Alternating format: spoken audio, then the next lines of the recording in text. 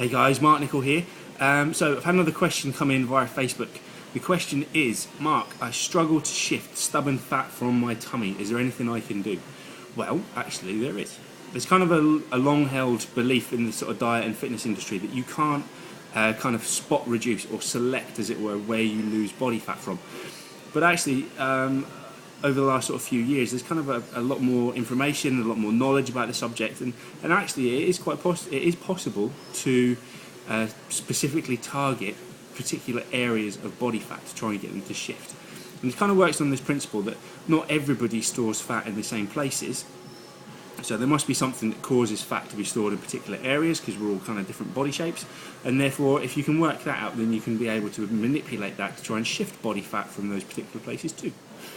Okay, so tummy fat. What is tummy fat caused by? Well, if it's kind of right at the front of your tummy, okay, and you typically get that little podge kind of around your belly button and below, then normally what that's a signal of is that you have a hormonal imbalance and that you have too much cortisol floating around in your system. Now, cortisol is your body's stress hormone. Okay, so if you're under stress for prolonged periods of time, your body releases this hormone. And it kind of fires you up. It gives you energy. It gives you alertness. So it's part of the fight or flight mechanism. Okay, so from an evolutionary kind of standpoint, it's the hormone that prepares you to either run away from something scary or to stand up and kind of fight or stand your ground. But of course, in the times and sort of environment that we live in now, okay, many of the things that stress us out don't require a physical response. So that stimulation or those releases of hormones are almost unnecessary, okay? But your body doesn't know this, so it continues to work in the same way that it has worked for thousands and thousands of years. So this excess of cortisol, it means that that if it happens a lot and it's kind of you're stressed for a long period of time, very very regularly, it means that this cortisol kind of floats around in your system, and your body needs to do something with it to get it out of your system. So normally your liver would detoxify the cortisol out of your system and all would be well. However, if your liver is not functioning very well, the cortisol is shifted into your fat stores. Okay, and the fat around your belly button and in the lower part of your abdominal muscles is particularly sensitive to cortisol. Okay, so that's why it tends to get shuttled into the fat around that region. So what can you do about it? Well, first thing you need to do, okay, is you need to get your liver functioning properly, so as it can start to detoxify this cortisol out of your system. Okay, so that means clearing up your diet. Okay, so you would run through a detox protocol, and you can follow a very simple acronym that I use with my clients. You would go through a system of cut the crap. Okay, so crap in itself kind of gives an indication as to what I mean, but crap actually stands for caffeine, refined sugar, alcohol, and processed food. Okay, and processed food basically means anything that comes in a packet that you don't cook or prepare yourself from scratch, but that also includes milk and wheat products, as all of those things will have a tendency to clog up your liver. So once on that point, if this is what you're wanting to do and you want to do something about this, go along to my website, www.marknicol.co.uk. You can download my 14-day detox program for free. Okay, and it will tell you everything you need to know about how to detoxify your liver and your system. Okay, just a little plug there. Go and do that though. It's awesome. Okay, you can lose up to a stone in 14 days if you do it properly. Fantastic. Okay, so you also need to make sure you're getting plenty of sleep. Okay, so when you're at sleep, obviously your body is in this kind of, it's relaxing, it's calming down, and it's restoring and mending itself. If you're not getting enough sleep, obviously your body's not able to do this, and you're not repairing yourself, and your body will remain in a higher state of stress. Okay, meaning more cortisol around your system. Okay, so you've got to get plenty of sleep. So as a rule, you need to be in bed and asleep by around 10:30, so as you can be assured of getting about 8 hours or more consistent and regular good sleep per night.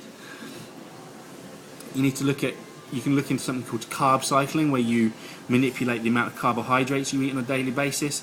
So making sure that you only eat carbohydrates first thing in the morning with your breakfast and post-workout if you're training. Okay, making sure that other times you're kind of keeping your carbohydrates to a minimum and relying only on green leafy vegetables and some fruits rather than eating lots of grains, so rice, pasta, oats and stuff. Kind of keep clear of those. 2 types of herbal tea are awesome. You can get licorice tea, which you can drink in the mornings up until around say 12 or 3 o'clock in the afternoon. What that does is it helps to balance your body's release of cortisol. So your body goes through a rhythmic release of cortisol throughout the course of a day.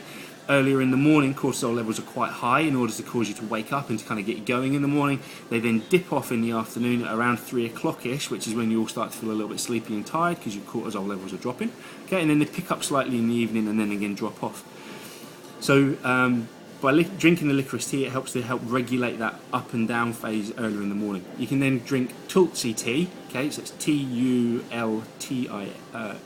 Tulsi, T-I-S, Tulsi tea, and you drink that from the afternoon onwards and until about an hour before you go to bed, and that will help to bring your cortisol levels back down. Okay, so using the two together helps to maintain and create this balance in the system. Okay, from a training perspective, you need to do one of two things.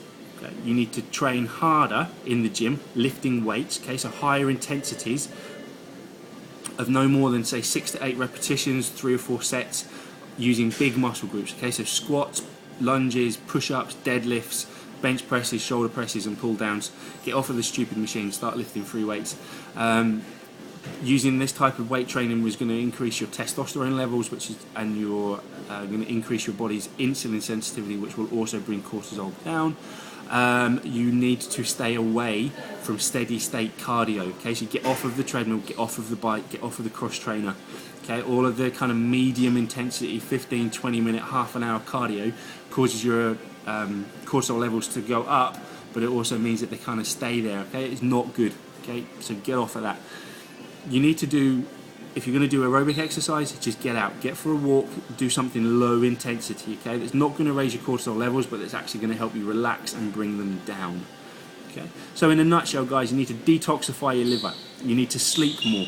You need to reduce the amount of carbohydrates you eat on a daily basis. You need to drink your herbal teas. Okay, so licorice in the morning and Tulsi tea in the afternoons.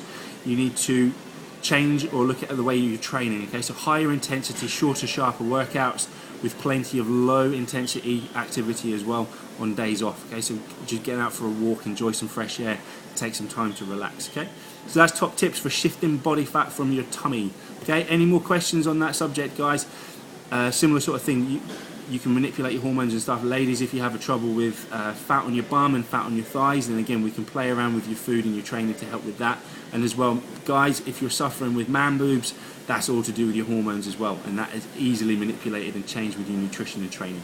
All right, again, keep these questions coming in. Quite happy. We're just going to keep doing these as regularly as we get questions. Take care, guys. Speak to you soon. Bye.